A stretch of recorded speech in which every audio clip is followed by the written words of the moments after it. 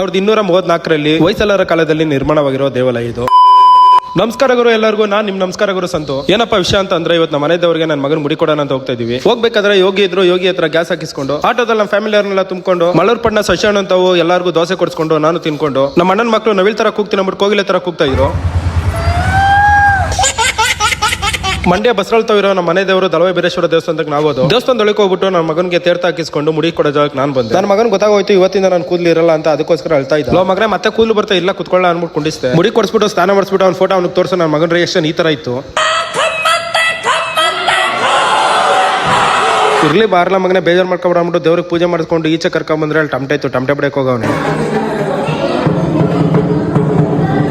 ಪ್ರತಿ ಸೋಮವಾರ ಪೂಜೆ ಅನ್ನದಾನ ಇರುತ್ತೆ. ನಿಮ್ ಕೈಲಾದಷ್ಟು ನೀವೇನಾದ್ರೂ ಆದ್ರೆ ಸಹಾಯ ಮಾಡಿ. ನಾವು ಎಲ್ಲ ಪ್ರಸಾದ ತಿನ್ಕೊಂಡು ಆಟೋಗೆ ಪೂಜೆ ಮಾಡಿಸ್ಕೊಂಡು ನಾವು ಹಂಪಾಪುರದ ಪಟ್ಟಳದಮ್ಮ ದೇವಸ್ಥಾನಕ್ಕೆ ಬಂದು ಶ್ರೀ ಹಂಪಾಪುರ ಪಟ್ಟಳಮ್ಮ ದೇವಿಗೆ ಪೂಜೆ ಮಾಡಿಸ್ಕೊಂಡು ನಾವು ಹೋಗಿದ್ದೆ ಶ್ರೀ ಮಲ್ಲಿಕಾರ್ಜುನ ಟೆಂಪಲ್ಗೆ. 1234ರಲ್ಲಿ ಹೊಯ್ಸಳರ ಕಾಲದಲ್ಲಿ ನಿರ್ಮಾಣವಾಗಿರೋ ದೇವಾಲಯ ಇದು. ಈ ಪುರಾತನ ದೇವಾಲಯದ ಸಂಪೂರ್ಣ ಮಾಹಿತಿ ಬೇಕು ಅಂದ್ರೆ ಪಾರ್ಟ್ 2 ಅಂತ ಕಮೆಂಟ್ ಮಾಡಿ. ಇದೇ ತರ ವಿಡಿಯೋಗೆ ನಿಮ್ ನಮಸ್ಕಾರ ಗುರುನ ಫಾಲೋ ಮಾಡಿ.